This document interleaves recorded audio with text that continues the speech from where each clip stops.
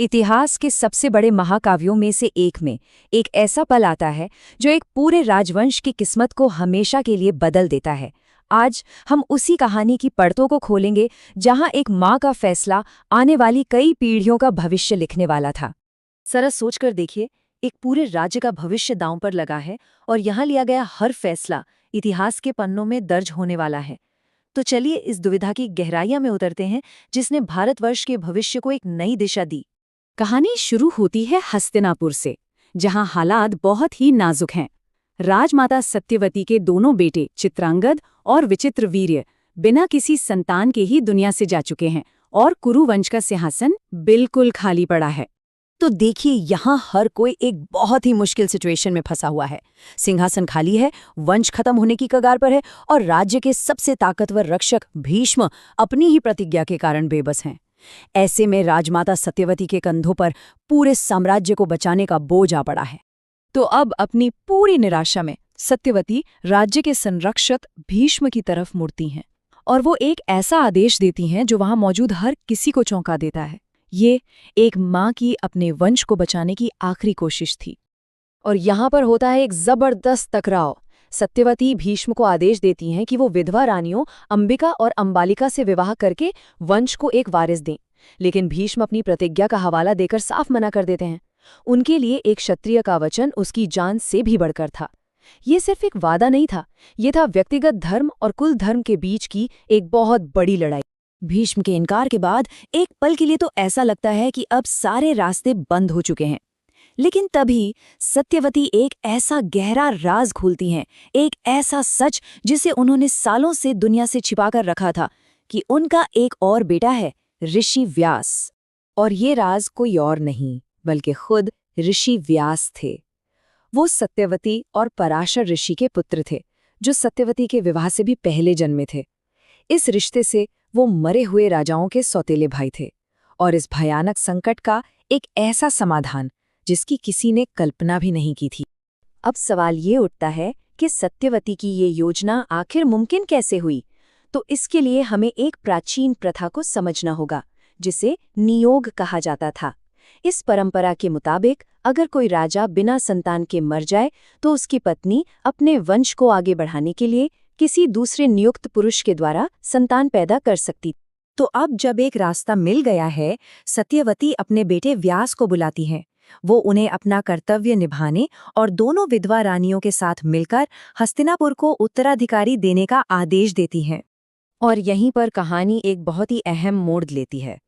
व्यास, जो सालों की कठोर तपस्या के कारण काफी भयानक दिखते थे, तैयारी के लिए 1 साल का वक्त मांगते हैं। लेकिन राजमाता सत्यवती को इतनी भी सब्र नहीं थी। वो कहती हैं कि राजवंश और इंतजार नहीं कर सकता। यही वो पल था जहां एक माँ की जल्दबाजी इतिहास की धारा को बदलने वाली थी। व्यास अपनी माँ की बात मान तो लेते हैं, लेकिन उनके शब्द एक तरह की चेतावनी जैसे लगते हैं। वो जानते थे कि इस जल्दबाजी के नतीजे बहुत गंभीर होंगे। इस एक पल ने आने वाली पीढ़ियों की किस्मत तय कर दी थी। और जैसा व्यास ने कहा था, परिणाम वाकई बहुत गंभीर हुए। व्यास के भयानक रूप को देखकर दोनों रानियों ने जो किया, उसी ने उनके बच्चों की किस्मत लिख दी। और ये सब सत्यवती की जल्दबाजी का सीधा नतीजा था। हुआ ये कि अंबिका ने डर के मारे अपनी आंखें ही बंद कर ली और नतीजा, उनका बेटा धृतराष्ट्र अंधा पैदा हुआ। अंबालिका डर के मारे पीली पड़ गईं और उनका बेटा पांडु पीला और कमजोर पैदा हुआ। और जब अंबालिका ने दोबारा जाने से मना कर दिया तो उनकी शांत और कर्तव्यनिष्ठ दासी को भेजा गया, जिससे एक स्वस्थ और बहुत ही बुद्धिमान पुत्र विदुर का जन्म हुआ। तो चलिए अब कहानी को थोड़ा आगे बढ़ाते हैं अगली पीढ़ी तक। तीनों राजकुमार अब बड़े हो चुके हैं और उन्हें हर तरह की शिक्षा दी गई है। लेकिन सिंहासन तो अब भी खाली था और सवाल अब भी वही था, हस्तिनापुर पर राज कौन करेगा?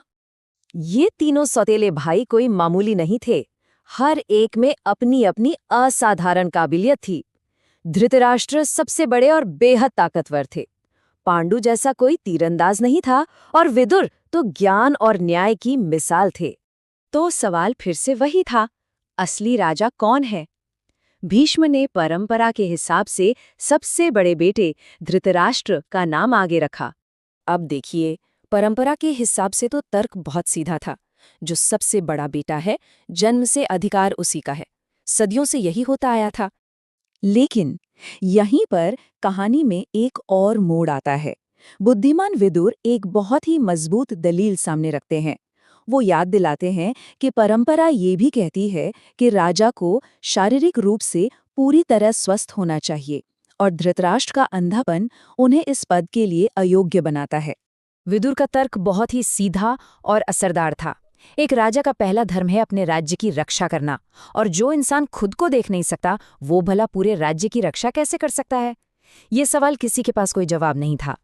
और हुआ ये कि पूरी परिषद विदुर की बात से सहमत हो गई, यहाँ तक कि खुद धृतराष्ट्र ने भी इस फैसले को मान लिया, और इस तरह छोटा भाई पांडु हस्तिनापुर के सिंहासन पर बैठा।